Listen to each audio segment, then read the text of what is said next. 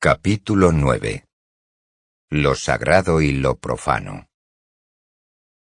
Ella miró las brillantes franjas en la piel de su brazo, espaciadas como si fuesen brazaletes desde la muñeca hasta el hombro. Eran franjas de luz diurna que venían de las persianas venecianas en la ventana de una habitación desconocida. Vio un moratón encima de su codo, con gotas oscuras que habían sido sangre. Tenía el brazo recostado sobre la manta que le cubría el cuerpo. Era consciente de sus piernas y de sus caderas, pero el resto de ella era solo una sensación de ligereza, como si su cuerpo estuviese suspendido en el aire en un sitio que parecía una jaula hecha de rayos de sol. Volviéndose para mirarlo, pensó, de su indiferencia, de su acristalada formalidad, de su orgullo de nunca tener que sentir nada. A esto, a Hank Rearden en la cama a su lado, después de horas de una violencia que ahora no podrían nombrar, ni en palabras ni a la luz del día, pero que estaba en los ojos de los dos al mirarse, que querían nombrar, señalar, arrojarse mutuamente a la cara. Él vio el rostro de una joven con una sonrisa insinuada en los labios, como si su estado natural de relajación fuese un estado radiante, con un mechón de pelo cayéndole por la mejilla hasta la curva de un hombro desnudo, sus ojos mirándole como si estuviera dispuesta a aceptar cualquier cosa que él quisiese decir, del mismo modo que había estado dispuesta a aceptar cualquier cosa que él había querido hacer. Él estiró el brazo y le apartó el mechón de pelo de la mejilla, cuidadosamente, como si fuera frágil. Lo sostuvo con las puntas de los dedos y la miró a la cara. Entonces, sus dedos se cerraron repentinamente y se llevó el mechón a los labios. La forma de llevárselo a la boca era ternura, pero la forma de apretarlo con los dedos era desesperación. Se dejó caer de nuevo sobre la almohada y se quedó quieto, con los ojos cerrados. Su rostro parecía joven, en paz. Viéndole por un momento sin las riendas de tensión, ella se dio cuenta de pronto de cuánta infelicidad había aguantado. Pero eso era el pasado, pensó. Se acabó. Él se levantó, sin mirarla. Su rostro volvió a estar inexpresivo y cerrado. Cogió su ropa del suelo y procedió a vestirse, de pie, en mitad de la habitación, medio de lado hacia ella. No se comportaba como si ella no estuviese presente, sino como si no importara que lo estuviese. Sus movimientos, al abotonarse la camisa, al abrocharse el cinturón del pantalón, tenían la rápida precisión de estar cumpliendo un deber. Ella estaba recostada sobre la almohada, observándolo, disfrutando de la visión de su figura en movimiento. Le gustaban el pantalón y la camisa grises. El experto mecánico de la línea John Galt pensó en las franjas de sol y sombra, como un preso entre rejas. Pero ya no eran rejas. Eran las grietas de un muro que la línea John Galt había roto, el anticipo de lo que les esperaba fuera, más allá de las persianas. Pensó en el viaje de regreso, en el nuevo raíl, con el primer tren desde el empalme Wyatt, el viaje de regreso a su oficina en el edificio Taggart y a todas las cosas que ahora estaban allí para que ella las alcanzase. Pero era libre de dejar en espera todo eso. No quería pensar en ello. Estaba pensando en el primer contacto de la boca de él con la suya. Era libre de sentirlo, de disfrutar de un momento en el que nada más tenía importancia. Sonrió, desafiando las franjas de cielo tras las persianas. Quiero que sepas esto. Él estaba de pie junto a la cama, vestido, mirándola desde arriba. Su voz había pronunciado esas palabras con gran claridad y sin ninguna inflexión. Ella lo miró obedientemente. Él añadió: «Lo que siento por ti es desprecio, pero no es nada comparado con el desprecio que siento por mí mismo. No te amo. Nunca he amado a nadie. Te deseé desde el primer momento en que te vi. Te deseé como uno desea a una puta, por la misma razón y para el mismo objetivo. Pasé 2 años maldiciéndome porque pensaba que tú estabas por encima de un deseo de ese tipo. No lo estás. Eres un animal tan vil como yo.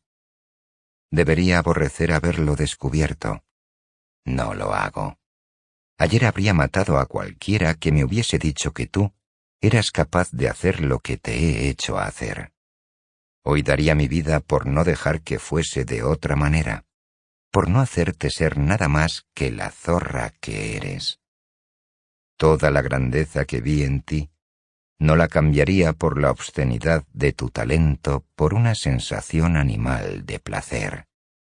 Éramos 2 seres grandiosos, tú y yo, orgullosos de nuestra fuerza. ¿A que sí? Pues esto es lo único que queda de nosotros, y no quiero que nos engañemos sobre ello. Había hablado despacio, como azotándose a sí mismo con sus palabras. No había señal de emoción en su voz, solo el intento inanimado del esfuerzo. No era el tono de la voluntad de hablar de un hombre, sino el sonido desagradable y atormentado del deber. Siempre me vanaglorié de no necesitar a nadie, continuó él. Te necesito. Siempre me precié de actuar basándome en mis convicciones. Me he rendido a un deseo que desprecio.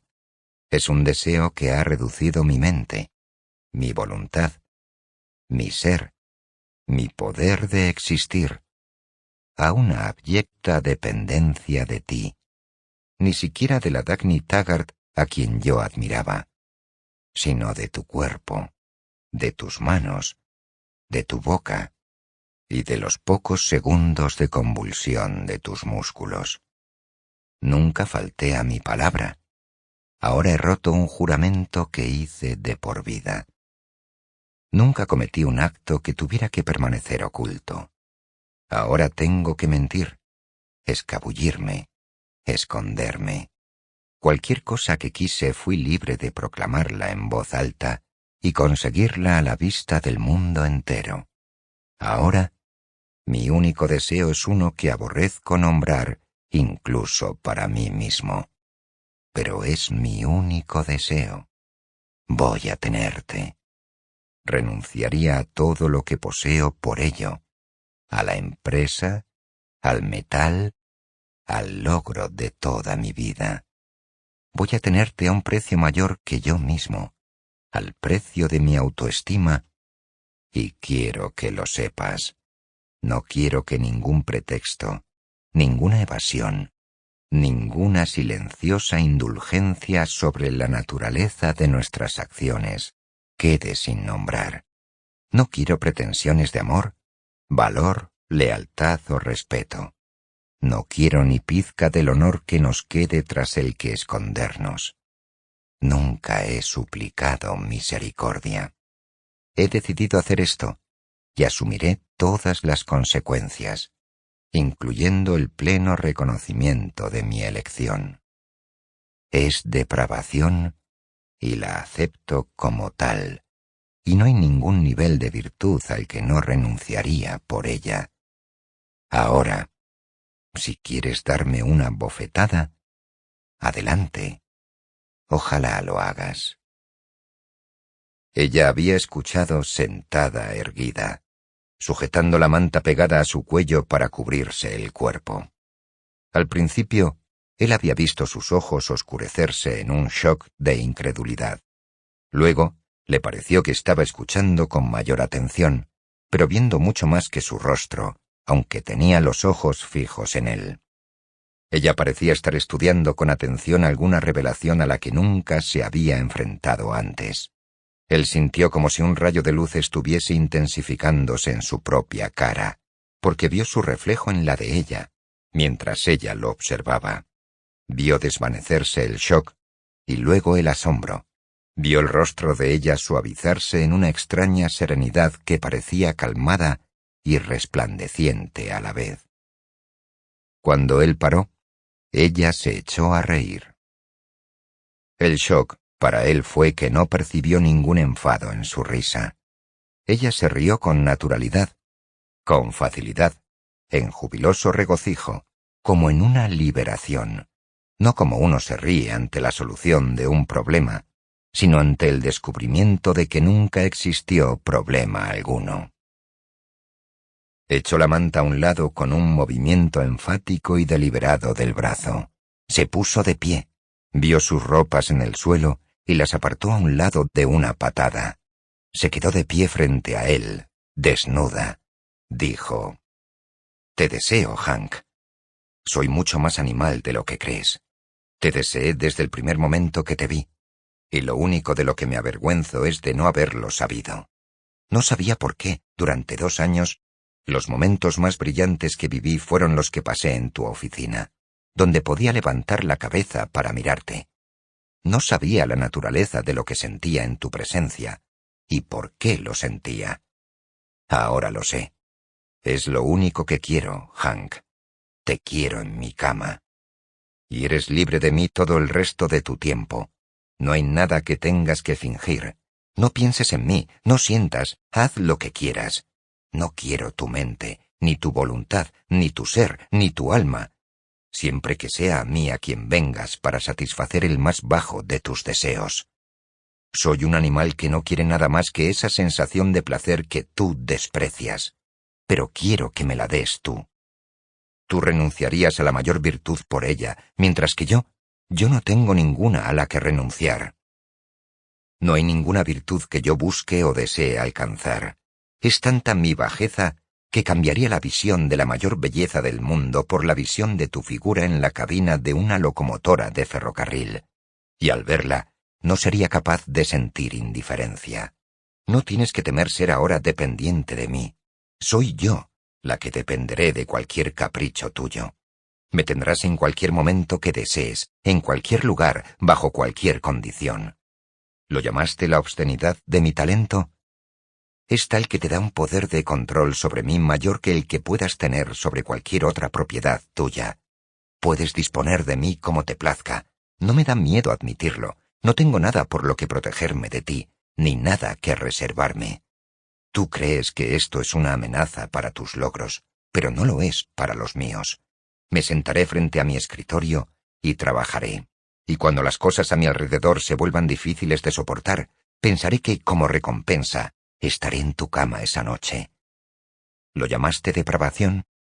Yo soy mucho más depravada que tú. Tú lo ves como tu culpa y yo, como mi orgullo. Estoy más orgullosa de ello que de cualquier otra cosa que he hecho. Más orgullosa que de haber construido la línea.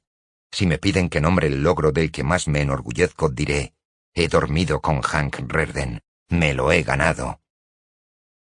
Cuando él la arrojó sobre la cama, sus cuerpos se encontraron como los 2 sonidos que estallaron uno contra otro en el aire de la habitación. El sonido del gemido torturado de él y el de la risa de ella. La lluvia era invisible en la oscuridad de las calles, pero colgaba suspendida como los flecos chispeantes de la pantalla de una lámpara bajo la farola de la esquina. Rebuscando en sus bolsillos, James Taggart descubrió que había perdido su pañuelo. Maldijo a media voz, con una resentida malicia, como si la pérdida, la lluvia y su catarro fueran una conspiración personal de alguien contra él. Había una capa fina y grumosa de lodo en las aceras. Sintió una succión pegajosa bajo las suelas de los zapatos y un escalofrío que le bajaba por el cuello de la camisa. No quería ni andar ni pararse. No tenía ningún lugar a donde ir. Al salir de su oficina, después de la reunión del Consejo de Administración, se dio cuenta de repente de que no había más citas, de que tenía una larga tarde por delante y nadie que le ayudara a matar el tiempo. Las portadas de los periódicos vociferaban el triunfo de la línea John Galt, como las radios lo habían vociferado el día anterior y durante toda la noche. El nombre de Taggart Transcontinental se extendía en los titulares por todo el continente, como los raíles de su vía, y él había sonreído en respuesta a las felicitaciones. Había sonreído, sentado a la cabecera de la larga mesa, durante la reunión del consejo, mientras los directores hablaban de la enorme subida de las acciones de Taggart en bolsa, mientras le pedían con cautela ver el acuerdo por escrito con su hermana. Por si acaso, dijeron, y después comentaron que estaba bien, que era a prueba de bombas, que no había duda de que ella tendría que entregar esa línea a Taggart Transcontinental de inmediato. Hablaron de su brillante futuro y de la deuda de gratitud que la compañía tenía con James Taggart. Él había aguantado la reunión, deseando que acabara para poder irse a casa. Luego, había salido a la calle y se había dado cuenta de que su casa era el único lugar al que no se atrevía a ir esa noche.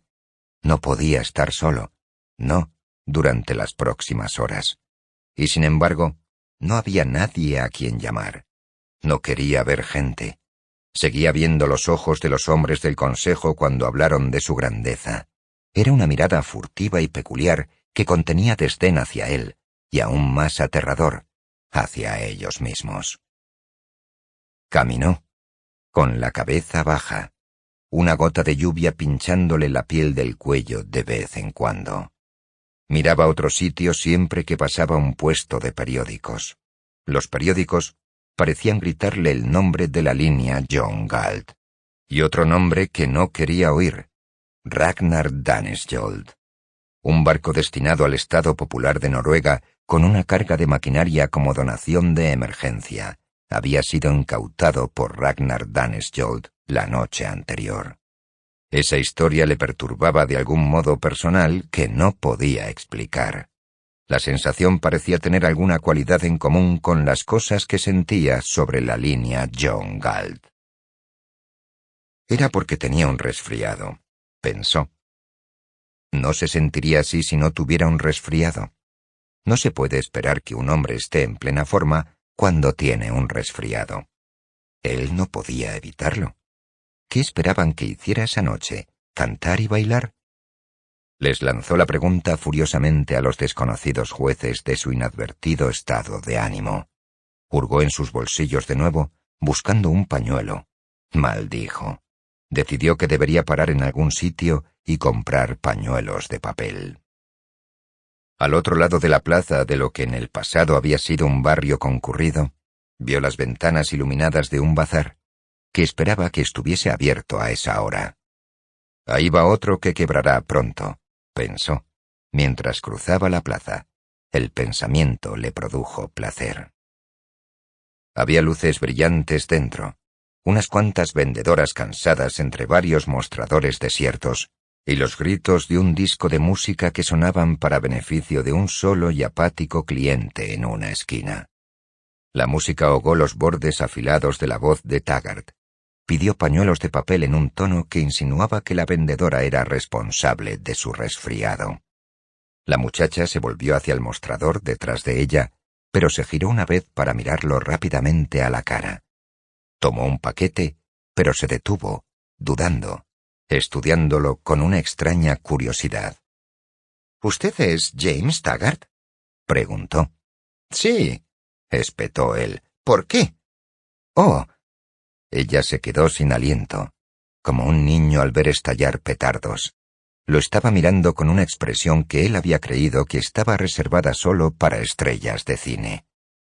—Vi su foto en el periódico esta mañana, señor Taggart —dijo ella muy rápidamente, mientras un leve rubor aparecía en su cara y se desvanecía. Hablaba del enorme logro que fue, y cómo fue realmente usted quien lo hizo, solo que usted no quería que se supiera. —Oh —dijo Taggart. Estaba sonriendo. —Usted está igual que en la foto —dijo ella con inmenso asombro, y añadió—. Imagínese, usted entrando aquí así, en persona. ¿No debería? Su tono era de diversión. Quiero decir, todo el mundo está hablando de eso, el país entero, y usted es el hombre que lo hizo. Y aquí está. Nunca he visto a una persona importante. Nunca he estado tan cerca de nada importante. quiero decir, de las noticias del periódico. Él nunca había tenido la experiencia de ver que su presencia le diera color al lugar donde entrase. La muchacha ya no parecía estar cansada. Era como si el bazar se hubiese convertido en un escenario dramático y maravilloso. Señor Taggart, ¿es verdad lo que dijeron sobre usted en el periódico? ¿Qué dijeron? Sobre su secreto. ¿Qué secreto? Bueno, dijeron que cuando todo el mundo estaba discutiendo sobre su puente, sobre si resistiría o no, usted no discutió con ellos. Usted simplemente fue adelante porque sabía que resistiría, cuando nadie más estaba seguro de ello. Así que la línea fue un proyecto de Taggart, y usted fue el espíritu que la guió entre bastidores, pero lo mantuvo en secreto porque no le importaba que le dieran crédito por ello o no. Él había visto el comunicado de prensa de su departamento de relaciones públicas. Sí, dijo. Es verdad. La manera en que ella lo miró le hizo sentir como si lo fuese. Fue maravilloso de su parte, señor Taggart. ¿Siempre recuerdas lo que lees en los periódicos tan bien, con tanto detalle? Pues sí, supongo que sí. Todas las cosas grandiosas, las cosas grandes. Me gusta leer acerca de ellas. A mí nunca me pasa nada grandioso. Lo dijo con alegría, sin pena de sí misma. Había una brusquedad joven y determinada en su voz y en sus movimientos. Tenía el cabello rizado de color marrón rojizo, ojos muy separados y unas cuantas pecas en el puente de una nariz respingona. Él pensó que se diría que su cara podría resultar atractiva si uno se fijase alguna vez en ella, pero no había ninguna razón especial para hacerlo. Era una cara pequeña y corriente, excepto por un aire de atención, de ávido interés, un aire de quien espera que el mundo contenga un emocionante secreto detrás de cada esquina. Señor Taggart, ¿qué se siente siendo un gran hombre? ¿Qué se siente siendo una pequeña muchacha? Ella se rió. Bueno, pues, es maravilloso. Entonces tú estás mejor de lo que estoy yo. Oh, ¿cómo puede decir tal? Quizá tiene suerte de no tener nada que ver con todos esos grandiosos eventos que salen en los periódicos. Grandiosos. Aquí llamas grandiosos, en cualquier caso. Pues importantes. ¿Qué es importante? Usted es quien debería decirme eso a mí, señor Taggart. Nada es importante. Ella lo miró, incrédula. Precisamente usted, de todas las personas, diciendo eso precisamente esta noche de entre todas las noches. No me siento de maravilla en absoluto, si eso es lo que quieres saber. Nunca me sentí menos maravilloso en mi vida. Él estaba asombrado de ver cómo ella estudiaba su rostro con una mirada de preocupación que nadie antes le había concedido. Usted está agotado, señor Taggart, dijo ella con seriedad. Dígales que se vayan al diablo. ¿A quiénes? A quien quiera que esté haciéndole sentirse así. Eso no está bien.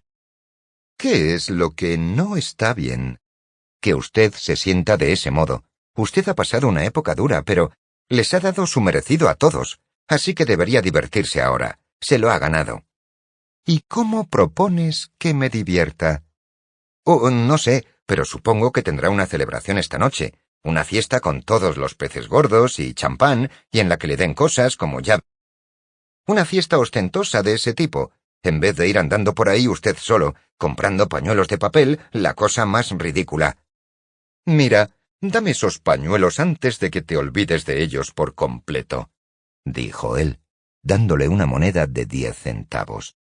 Y en cuanto a la fiesta ostentosa, ¿se te ha ocurrido que tal vez yo no quiera ver a nadie esta noche?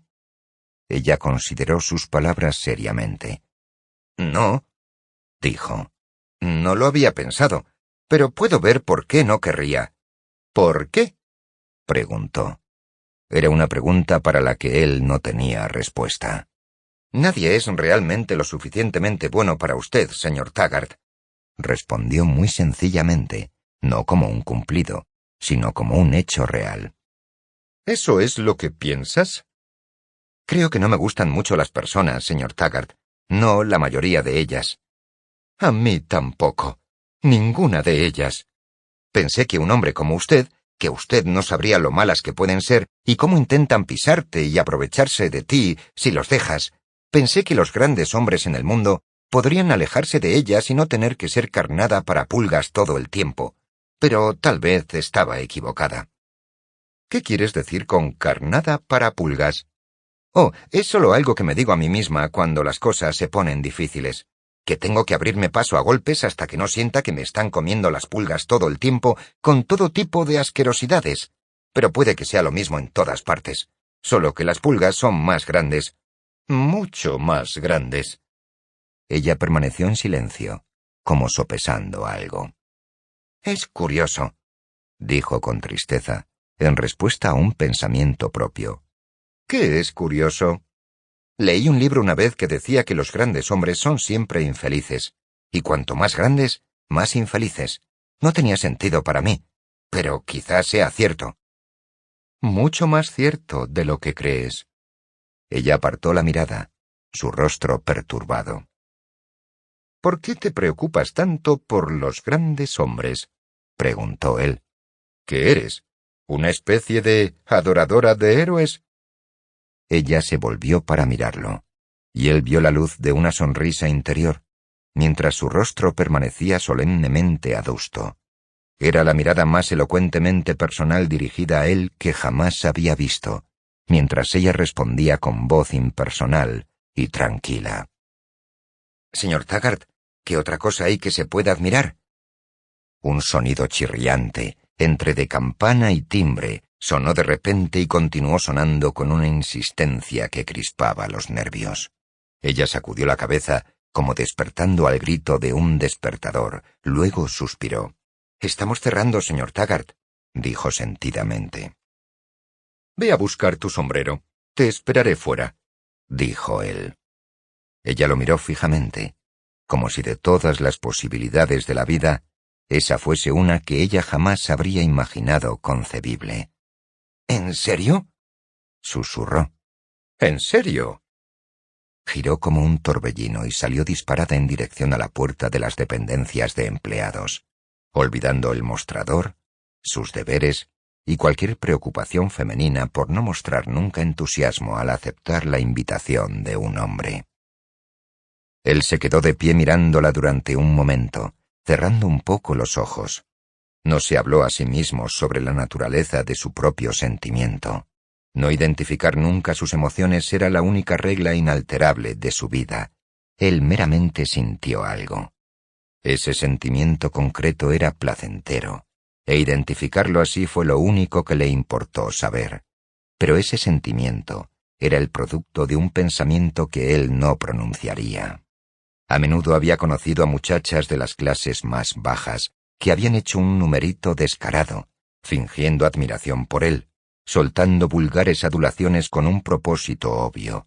Ni le habían gustado, ni le habían molestado. Había encontrado un entretenimiento aburrido en su compañía y les había concedido el estatus de sus iguales en un juego que él consideraba natural para los dos jugadores involucrados. Esa muchacha era diferente. Las palabras sin pronunciar en la mente de él eran: «La maldita idiota lo dice en serio». El que él estuviese esperándola impacientemente allí de pie, en la acera y bajo la lluvia, el que ella fuese la única persona que él necesitaba esa noche, no le molestó ni le pareció una contradicción. Él no nombró la naturaleza de su necesidad. Lo no nombrado y lo no pronunciado no tenían cómo chocar entre sí y generar una contradicción. Cuando ella salió, él observó la peculiar combinación de su timidez y su cabeza erguida. Llevaba un chubasquero feo, empeorado más aún por el pegote de una joya barata en la solapa, y un sombrerito de flores de felpa plantado como un desafío entre sus rizos. Extrañamente, su cabeza levantada hacía que el atuendo pareciese atractivo. Llamaba la atención por lo bien que ella llevaba incluso las cosas que llevaba. «¿Quieres venir a mi casa y tomar un trago conmigo?», preguntó él. Ella asintió en silencio, con solemnidad, como si no confiase en poder encontrar las palabras adecuadas para aceptar. Luego, sin mirarlo, como si estuviera hablando consigo misma, dijo: «Usted no quería ver a nadie esta noche, pero ¿Quiere verme a mí? Él nunca había oído un tono de orgullo tan solemne en la voz de nadie. Ella guardó silencio mientras estaba sentada junto a él en el taxi. Miró los rascacielos que pasaban. Después de un rato, dijo: «Oí que cosas como esta pasaban en Nueva York, pero nunca pensé que me pasarían a mí». «¿De dónde eres?» «De Búfalo». «¿Tienes familia?» Ella dudó. «Supongo que sí, en Búfalo». «¿Qué quieres decir, supones?» «Los abandoné». «¿Por qué?» «Pensé que si alguna vez yo quisiera llegar a ser alguien, tenía que alejarme de ellos, cortar por lo sano». «¿Por qué? ¿Qué pasó?» «No pasó nada, y nada iba a pasar jamás. Eso es lo que no podía soportar». «¿Qué quieres decir?» Bueno, supongo que tendré que decirle la verdad, señor Taggart. Mi padre nunca ha servido para nada, y a mamá no le importaba si servía o no, y yo me harté de eso, de ser siempre la única de los 7 que mantenía un empleo, y el resto de ellos siempre tuvieran mala suerte, de una forma u otra. Pensé que si no me escapaba, que acabaría pudriéndome por completo, como el resto de ellos. Así que compré un billete de tren un día y me fui. Ni me despedí. Ni siquiera sabían que me iba. Soltó una risita suave y sorprendida al pensar en algo de repente. «Señor Taggart», dijo. «Era un tren Taggart». «¿Cuándo llegaste aquí?» «Hace 6 meses». «¿Y estás completamente sola?» «Sí», dijo ella, feliz. «¿Qué era lo que querías hacer?» «Bien, usted sabe, convertirme en alguien, llegar a alguna parte». «¿A dónde?» «Oh, no sé, pero la gente hace cosas en el mundo. Vi fotos de Nueva York y pensé», dijo, y señaló a los edificios gigantescos más allá de las manchas de lluvia en la ventana del taxi. «Pensé que alguien construyó esos edificios, que no se quedó simplemente sentado, quejándose de que la cocina estaba inmunda, y que el techo goteaba, y que las tuberías estaban atascadas, y que el mundo es un asco, y...» «Señor Taggart», siguió, sacudiendo la cabeza, estremeciéndose y mirándolo a los ojos. «Éramos asquerosamente pobres, y a ninguno le importaba un bledo. Eso es lo que no pude aguantar, que, de verdad, no les importase un bledo. Ni lo suficiente como para levantar un dedo, ni lo suficiente como para vaciar el cubo de la basura, y la vecina de al lado diciendo que era mi deber ayudarles, diciendo que daba igual lo que me pasara a mí o a ella o a cualquiera de nosotros, porque ¿qué podía hacer uno de todos modos?» Más allá de la brillante mirada en sus ojos, él vio algo dentro de ella que estaba dolido y duro. «No quiero hablar de ellos», prosiguió ella. «No con usted. El haberle conocido, quiero decir, esto es lo que ellos no podrían tener. Esto es lo que no voy a compartir con ellos. Es mío, no de ellos». «¿Cuántos años tienes?», preguntó él. «19». Cuando la miró bajo las luces de su sala de estar, pensó que ella tendría una buena figura si tomara unas cuantas comidas. Parecía demasiado delgada para su altura y para la estructura de sus huesos. Llevaba un vestidito negro ceñido y raído, cuyo aspecto había intentado camuflar con los llamativos brazaletes de plástico que tintineaban en su muñeca. Se quedó de pie mirando la sala, como si fuese un museo donde no debía tocar nada, y memorizarlo todo con reverencia. «¿Cómo te llamas?», preguntó él. «Cheryl Brooks». «Bien, siéntate». Él mezcló las bebidas en silencio, mientras ella esperaba obedientemente, sentada en el borde de un sillón. Cuando le dio un vaso, ella tragó diligentemente unas cuantas veces, y luego sostuvo el vaso aferrado en la mano. Él sabía que ella no sentía el sabor de lo que estaba bebiendo. No lo notaba. No tenía tiempo para preocuparse por eso. Él tomó un trago de su bebida y dejó el vaso en la mesa con irritación. No le apetecía beber tampoco. Se paseó de mal humor por la sala, sabiendo que los ojos de ella lo seguían, disfrutando de ese conocimiento, disfrutando de la sensación del tremendo significado que sus movimientos, los gemelos en los puños de su camisa, los cordones de sus zapatos, Las pantallas de sus lámparas y sus ceniceros adquirían ante esa mirada gentil e incondicional. «Señor Taggart, ¿qué es lo que le hace tan infeliz?» «¿Por qué te importa el que yo lo sea o no?» «Porque, bueno, si usted no tiene derecho a ser feliz y a estar orgulloso, ¿quién lo tiene?» «Eso es lo que quiero saber. ¿Quién lo tiene?» Se giró hacia ella abruptamente, las palabras explotando como si un fusible de seguridad hubiese estallado.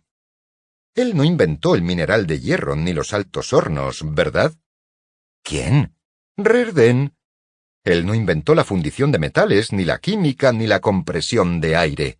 Él no podría haber inventado su metal si no fuese por otros miles y miles de personas. Su metal. ¿Por qué piensa que es suyo? ¿Por qué piensa que es su invención? Todo el mundo usa el trabajo de todos los demás. Nadie jamás inventa nada». Ella dijo perpleja. «Pero el mineral de hierro y todas esas otras cosas estaban allí todo el tiempo. ¿Por qué nadie más hizo ese metal, sino solo el señor Rehrden?» «Él no lo hizo por ninguna causa noble. Lo hizo solo para su propio beneficio. Él nunca ha hecho nada por ninguna otra razón». «¿Qué hay de malo en eso, señor Taggart?» Entonces ella se rió suavemente, como ante la repentina solución a un acertijo. «Eso no tiene sentido, señor Taggart. No lo dice en serio. Usted sabe que el señor Rehrden se ha ganado todos sus beneficios, y también lo ha hecho usted. Usted dice esas cosas solo por modestia, cuando todo el mundo sabe el gran trabajo que ustedes han hecho. Usted y el señor Rehrden y la hermana de usted, que debe de ser una persona tan maravillosa». «Ah, sí. ¿Eso es lo que tú crees?» «Ella es una mujer dura e insensible que se pasa la vida construyendo vías y puentes, no por algún grandioso ideal, sino solo porque eso es lo que le gusta hacer. Si le gusta hacerlo, ¿qué hay que admirar en el hecho de que lo haga? Yo no estoy tan seguro de que fuera grandioso. Construir esa línea para todos esos empresarios prósperos en Colorado, habiendo tanta gente pobre en zonas arruinadas que necesita transporte». «Pero, señor Taggart, fue usted quien luchó para construir esa línea». «Sí, porque era mi deber, con la empresa y los accionistas y nuestros empleados. Pero no esperes que lo disfrute. No estoy tan seguro de que fuese algo grandioso, inventar ese metal nuevo y complejo, cuando tantas naciones están necesitando puro hierro. Y oye, ¿sabes que el Estado Popular de China ni siquiera tiene suficientes clavos para poner techos de madera sobre las cabezas de su gente?» Pero yo no veo que eso sea culpa de usted. Alguien debería ocuparse de eso. Alguien con una visión que vaya más allá de su propio bolsillo. Ninguna persona sensible estos días, cuando hay tanto sufrimiento a nuestro alrededor, dedicaría 10 años de su vida jugueteando con un montón de metales de mentira. ¿Crees que es grandioso? Bueno, no es ningún tipo de habilidad superior, sino un pellejo que no podrías perforar ni arrojándole una tonelada de su propio acero a la cabeza. Hay muchas personas con habilidades mucho mayores en el mundo, pero no lees sobre ellos en los titulares, y no vas corriendo a verlos con la boca abierta en los cruces de vías, porque ellos no pueden inventar puentes inquebrantables mientras el sufrimiento de la humanidad recae sobre su espíritu». Ella lo estaba mirando en silencio con respeto, su gozoso entusiasmo reducido, sus ojos bajos. Él se sintió mejor. Él cogió su bebida y tomó un trago, y se rió entre dientes abruptamente ante un recuerdo repentino. «Fue divertido a pesar de todo», dijo él, con un tono más relajado, más vivo, el tono en el que se le confía algo a un colega. «Deberías haber visto a Orren Boyle ayer, cuando el primer cable informativo sonó en la radio desde el empalme Wyatt. Se puso verde, pero verde de verdad, del color de un pescado que ha estado tirado por ahí demasiado tiempo. ¿Sabes qué hizo anoche? ¿Cómo se tomó la mala noticia? Alquiló una suite en el Hotel Valhalla, y tú sabes lo que es eso. Y lo último que supe es que aún seguía allí hoy, emborrachándose hasta caerse debajo de la mesa y de las camas, con unos cuantos amigos íntimos y la mitad de la población femenina de la parte alta de la avenida Ámsterdam». «¿Quién es el señor Boyle?», preguntó ella estupefacta. —¡Oh! Un haragán gordinflón que tiende a pasarse de la raya. Un listillo que se pasa de listo algunas veces. Deberías haber visto su cara ayer. Me lo pasé en grande viéndolos. A él y al doctor Floyd Ferris. A ese zalamero no le gustó ni un pelo. ¡Oh! Ni un pelo. El elegante doctor Ferris del Instituto Estatal de Ciencias, el servidor del pueblo, con su vocabulario acharolado, pero lo aguantó bastante bien, debo decir. Lo único es que podías verlo retorcerse con cada párrafo. O sea, esa entrevista que dio esta mañana en la que dijo: «El país le dio a Rearden ese metal, ahora esperamos que él le dé al país algo a cambio». Muy ingenioso de su parte, si consideramos quién ha estado viajando gratis, y bueno, considerando, fue mejor que lo de Bertram Scudder. Al señor Scudder no se le ocurrió nada mejor que decir, sin comentarios, cuando sus colegas de prensa le pidieron que expresara su opinión, sin comentarios, de Bertram Scudder, conocido por no haber cerrado el pico desde el día en que nació, sobre cualquier cosa que le pregunten o no le pregunten, la poesía abisinia o las condiciones de los aseos de señoras en la industria textil. Y el doctor Pritchett, ese viejo imbécil, va por ahí diciendo que sabe con certeza que Rearden no inventó ese metal, porque supo, de una fuente anónima fiable, que Rearden le robó la fórmula a un inventor indigente, a quien asesinó. Se estaba riendo entre dientes, feliz. Ella estaba escuchando como si se tratase de una lección de matemática avanzada, sin comprender nada, ni siquiera el estilo del lenguaje, un estilo que hacía que el misterio fuese aún mayor, porque estaba segura de que viniendo de él, no significaba lo que habría significado en cualquier otro lugar.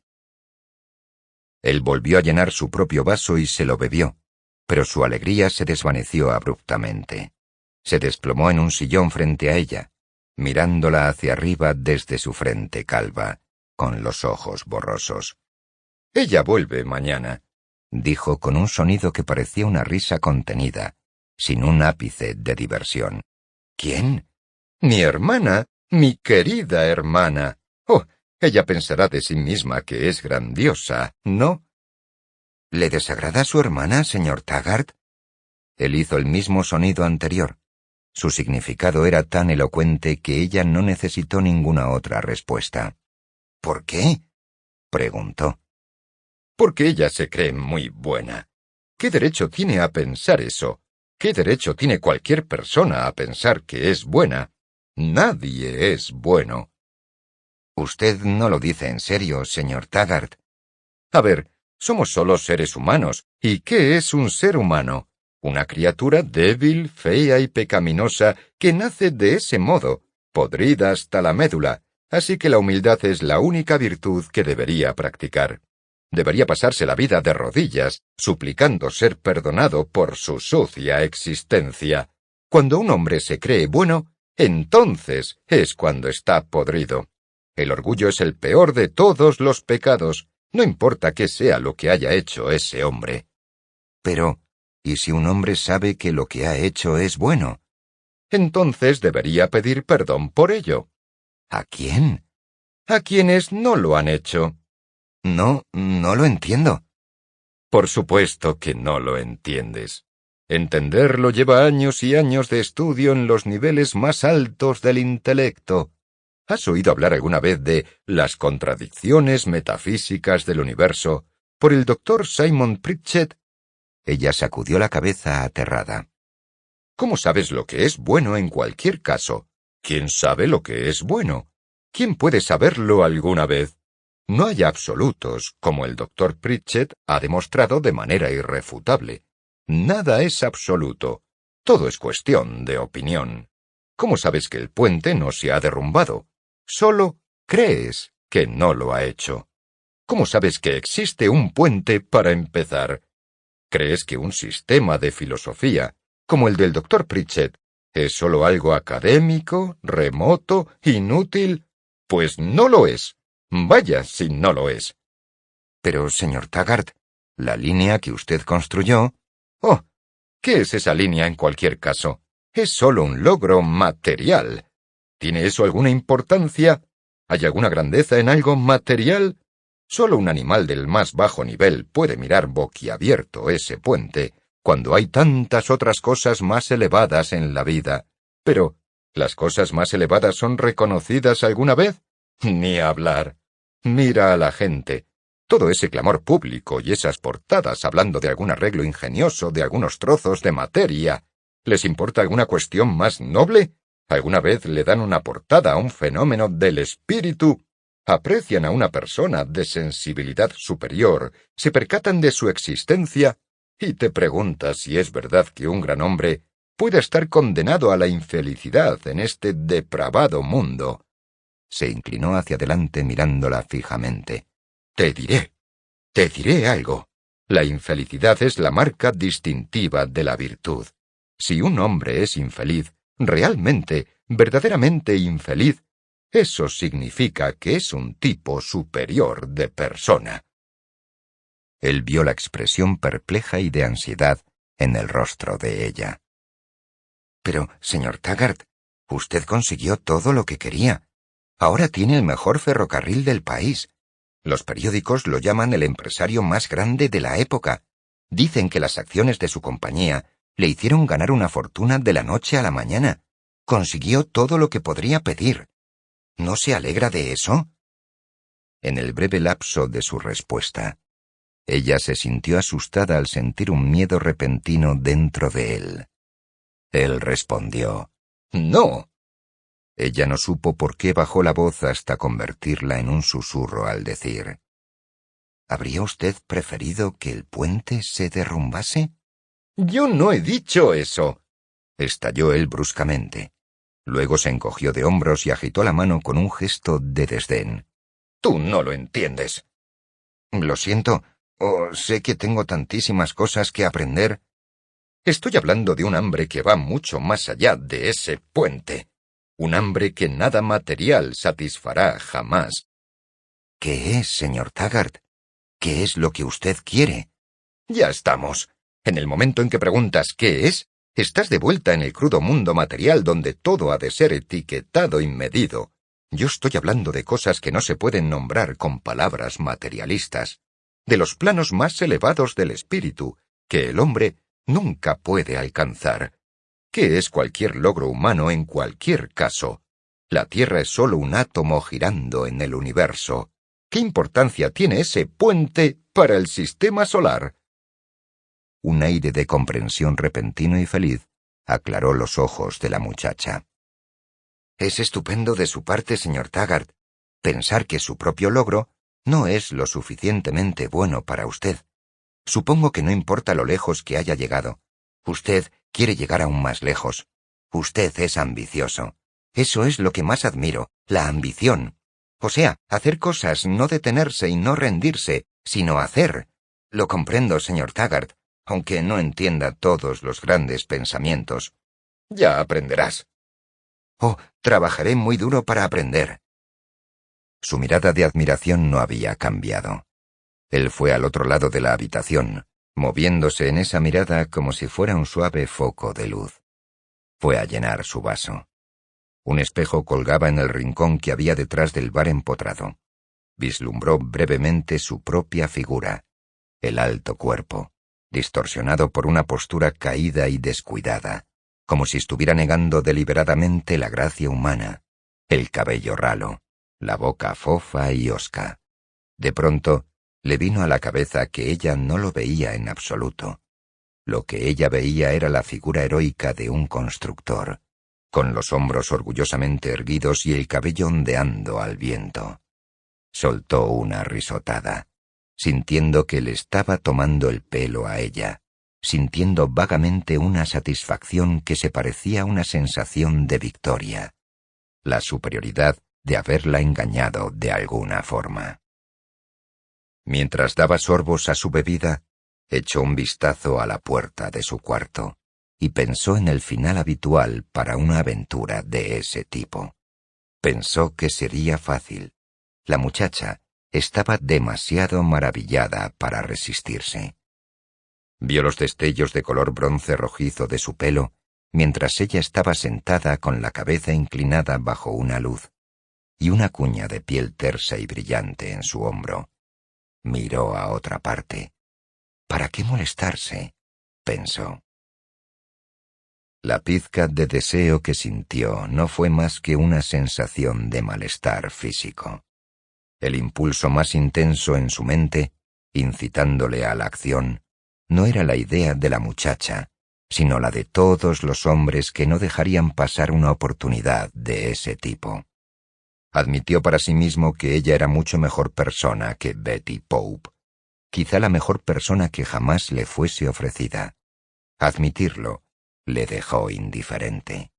No sintió más que lo que había sentido por Betty Pope. No sintió nada. La perspectiva de experimentar placer no hacía que valiera la pena el esfuerzo. No tenía ningún deseo de experimentar placer. «Se está haciendo tarde», dijo él. «¿Dónde vives?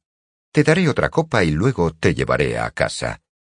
Cuando se despidió de ella en la puerta de una miserable pensión en un barrio bajo, ella dudó, luchando para no hacer una pregunta que desesperadamente deseaba hacerle. «Volveré a...» comenzó, y paró. «¿Qué?» «No, nada».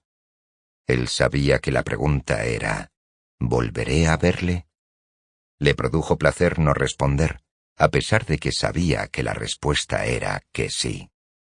Ella lo miró una vez más, como si tal vez fuese la última vez, y luego dijo seriamente, su voz baja: «Señor Taggart, le estoy muy agradecida porque usted, quiero decir, cualquier otro hombre habría intentado, o sea, eso es todo lo que otro habría querido, pero usted es muchísimo mejor que eso, oh, muchísimo mejor». Él se inclinó, acercándose a ella con una ligera e interesada sonrisa. «¿Lo habrías hecho?», preguntó. Ella se apartó de él, con el repentino terror de sus propias palabras. «Oh, no lo dije en ese sentido», dijo atragantándose. «Oh, Dios, no estaba insinuando... ¡Oh!».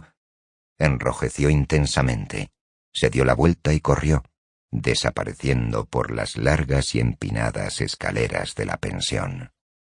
Él se quedó de pie en la acera, con una extraña, pesada y nebulosa sensación de satisfacción, sintiendo como si hubiese cometido un acto de virtud, y como si se hubiese vengado de cada persona que había estado vitoreando a lo largo de los 500 kilómetros de vía de la línea John Galt. Cuando su tren llegó a Filadelfia, Reardon la dejó sin decir palabra, como si las noches de su viaje de regreso no merecieran reconocimiento en la realidad de la luz del día, de plataformas de estaciones repletas de personas y de motores en movimiento, la realidad que él respetaba. Ella continuó hasta Nueva York, sola, pero al final de la tarde el timbre de su apartamento sonó, y Dagny supo que eso era lo que había estado esperando. Él no dijo nada al entrar. La miró, haciendo de su silenciosa presencia un saludo más íntimo que las palabras. Tenía la leve insinuación de una desdeñosa sonrisa en su rostro, admitiendo y a la vez burlándose de las horas de impaciencia de ella y de él mismo. Se quedó de pie en medio de la sala de estar, mirando despacio a su alrededor.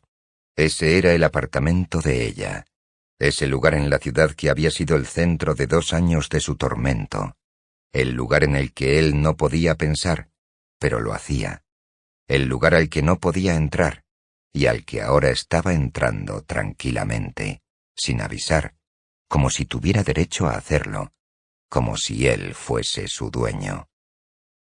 Se sentó en un sillón, estirando las piernas hacia adelante, y ella fue a pararse delante de él, casi como si necesitara su permiso para sentarse, y como si esperar le diese placer.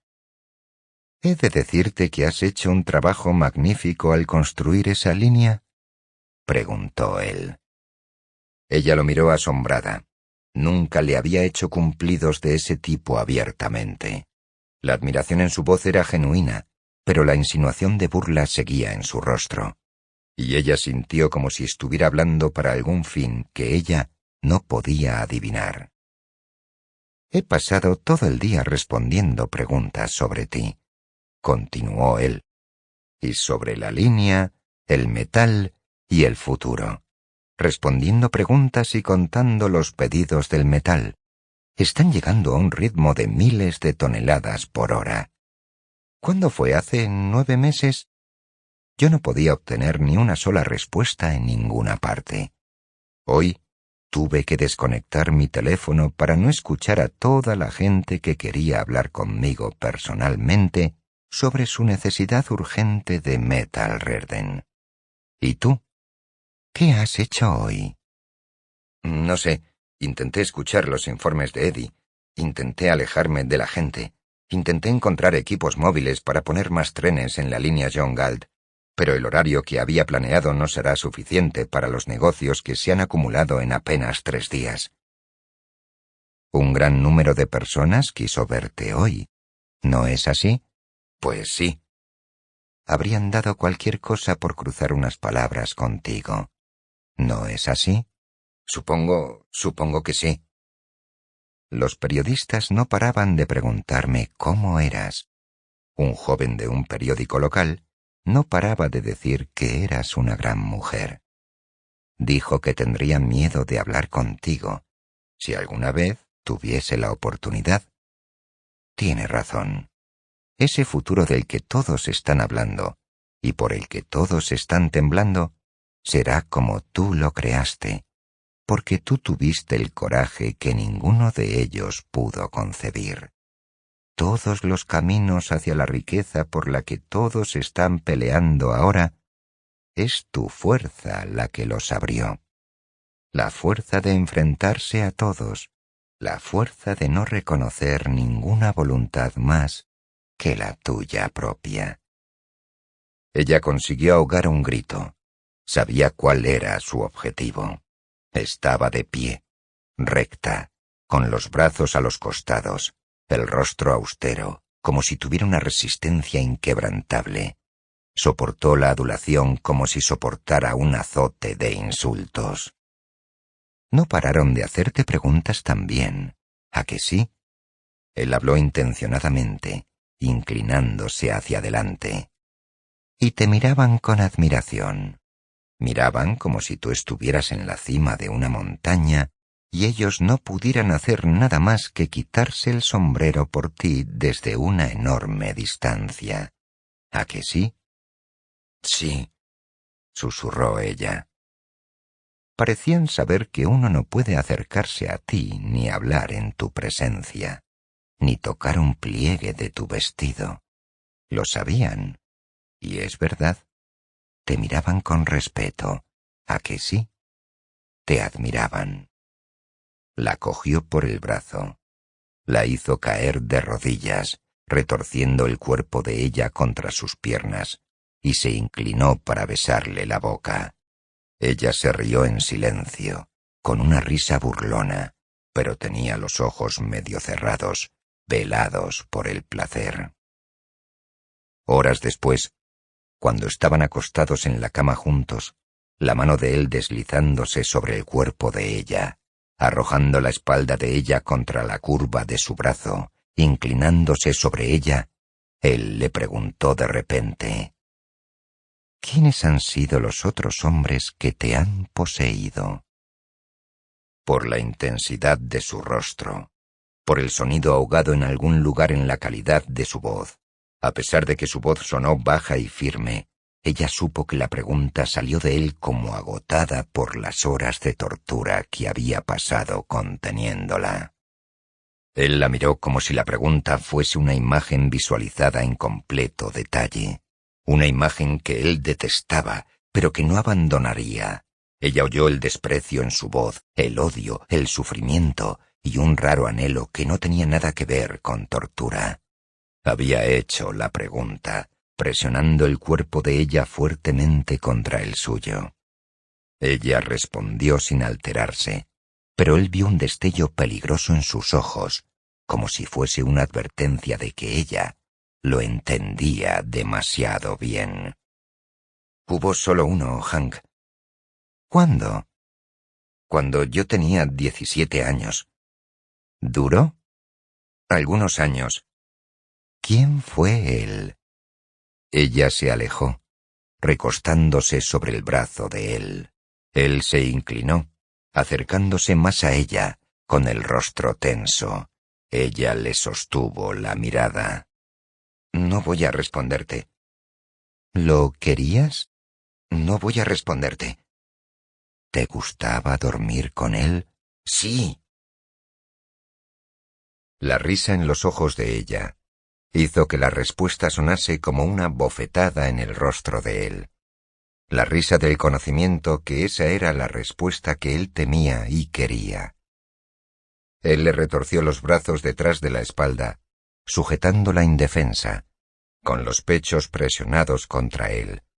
Ella sintió el dolor extendiéndose por sus hombros, y oyó la furia en sus palabras y la ronquera de placer en su voz. ¿Quién fue él?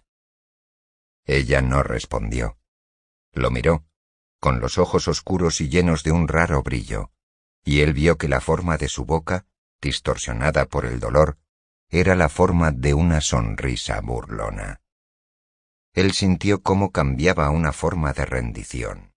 Bajo el toque de sus labios, sostuvo su cuerpo como si la violencia y la desesperación de la forma en que la poseyó pudiera hacer a su desconocido rival desaparecer de la existencia. Del pasado de ella, y más, como si pudiera transformar cualquier parte de ella, incluso al rival, en un instrumento de su propio placer. Él supo por el ansia de sus movimientos mientras sus brazos la sujetaban, que esa era la forma en que ella quería ser poseída.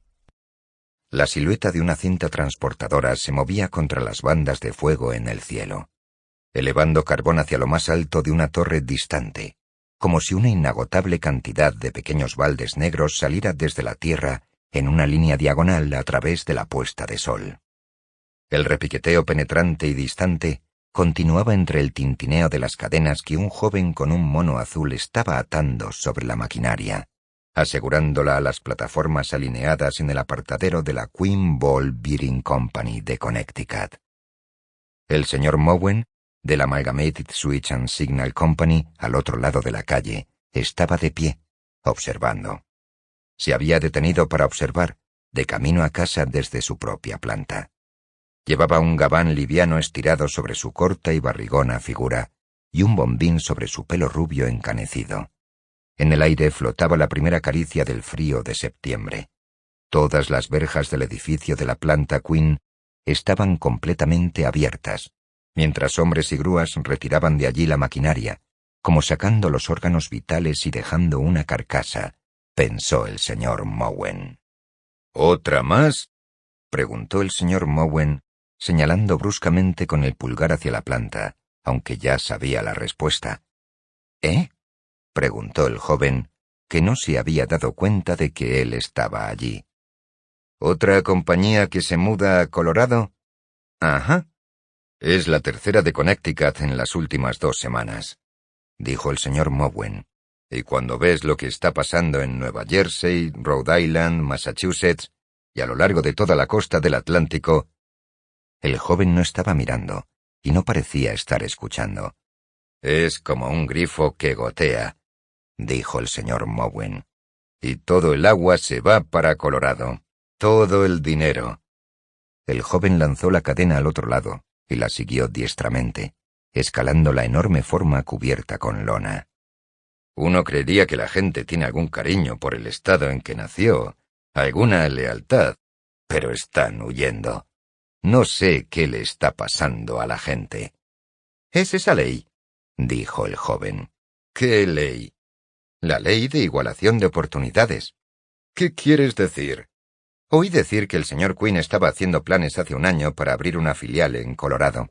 Esa ley se cargó de un plumazo esa oportunidad, así que ahora ha tomado la decisión de trasladarse allí con todos sus bártulos.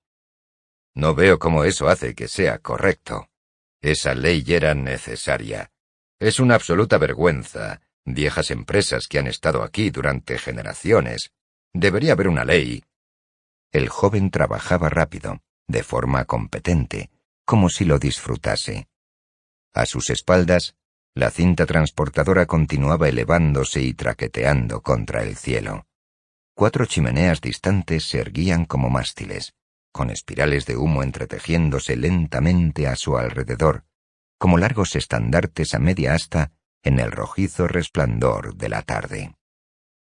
El señor Mowen había vivido con todas las chimeneas de aquel horizonte desde los días de su padre y su abuelo. Había visto la cinta transportadora desde la ventana de su oficina durante 30 años. Que la Queen Ball Bearing Company desapareciese del otro lado de la calle había parecido inconcebible. Él había conocido la decisión de Queen, y no la había creído, o más bien, la había creído como cualquier palabra que él mismo oía o decía, como sonidos que no tenían ninguna relación con la realidad física. Ahora sabía que era real. Estaba de pie junto a las plataformas en la vía muerta, como si aún tuviera posibilidad de detenerlas. «Esto no es correcto», dijo. Le hablaba a la inmensidad del horizonte, pero el joven, allí encima, era la única parte de él que podía oírlo. «Las cosas no eran así en tiempos de mi padre. Yo no soy un pez gordo. No quiero pelearme con nadie. ¿Qué está pasando con el mundo?» No hubo respuesta. «¿Y tú, por ejemplo? ¿A ti te llevan a Colorado con ellos?» «A mí, no. Yo no trabajo aquí. Soy solo mano de obra temporal. Cogí este trabajo para ayudar a sacar las cosas de aquí».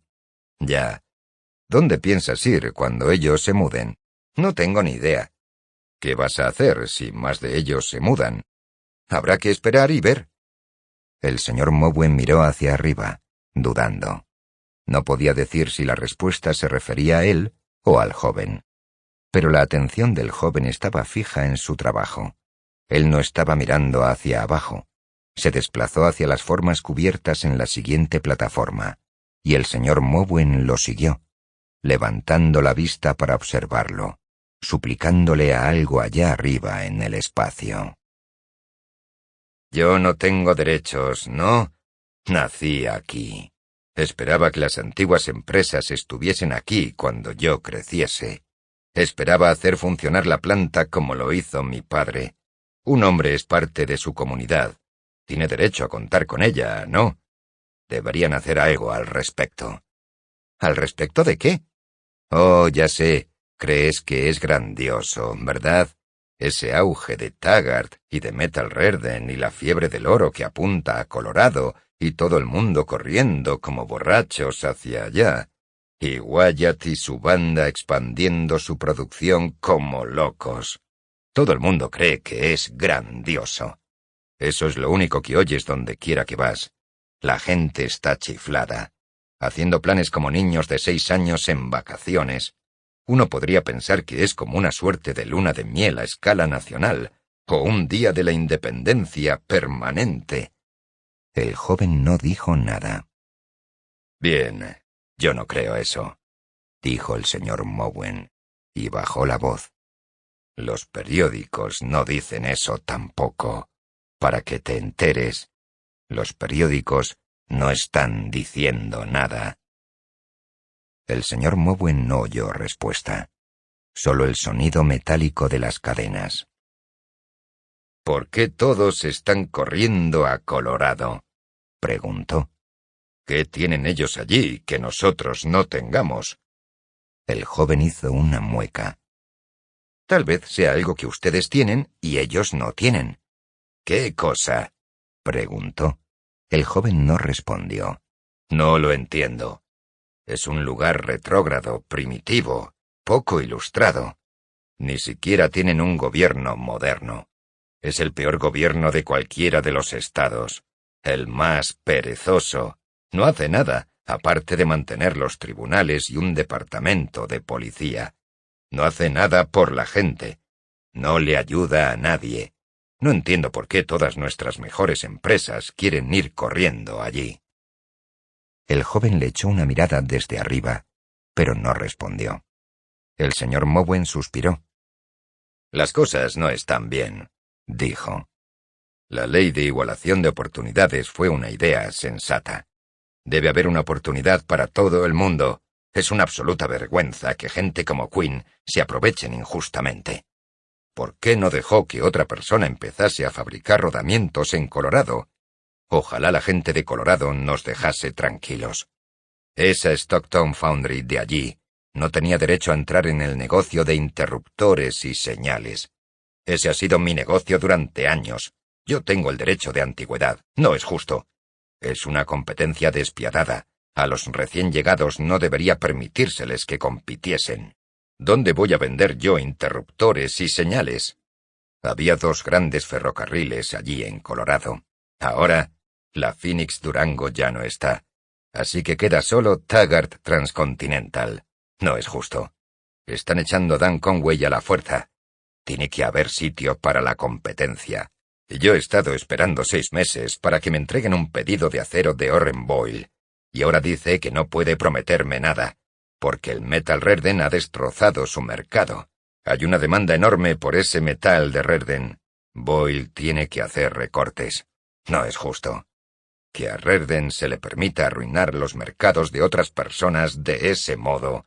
Y yo quiero conseguir algo de Metal Redden también. Lo necesito, pero trata de conseguirlo. Tiene una lista de espera que ocuparía 3 estados. Nadie puede conseguir ni una pizca de él, excepto sus viejos amigos, gente como Wyatt y Danager y tal. No es justo. Es discriminación. Yo soy tan bueno como cualquier otro. Tengo derecho a mi parte de ese metal. El joven levantó la vista. Estuve en Pensilvania la semana pasada, dijo. Vi la fundición de Redden. Allí sí que están ocupados. Están construyendo 4 hornos de gas natural y tienen 6 más en camino. Hornos nuevos, dijo, con la mirada perdida a lo lejos hacia el sur. Nadie ha construido un horno nuevo en la costa del Atlántico en los últimos 5 años. Estaba de pie contra el cielo, encima de un motor cubierto con lona, mirando a lo lejos hacia el crepúsculo con una leve sonrisa de entusiasmo y nostalgia, como alguien que mira la distante visión de un amor. «Están ocupados», repitió. Entonces su sonrisa desapareció bruscamente. La forma en que lanzó la cadena fue la primera ruptura en la fluida eficiencia de sus movimientos. Pareció una sacudida de ira. El señor Mowen miró la silueta de los edificios, las cintas, las ruedas, el humo que se posaba pesada y plácidamente por el aire de la tarde, estirándose en una neblina que se extendía hasta la ciudad de Nueva York en algún lugar más allá de la puesta de sol. Y se sintió más seguro pensando en Nueva York con su anillo de fuegos sagrados, su anillo de chimeneas, tanques de gas, grúas y líneas de alta tensión.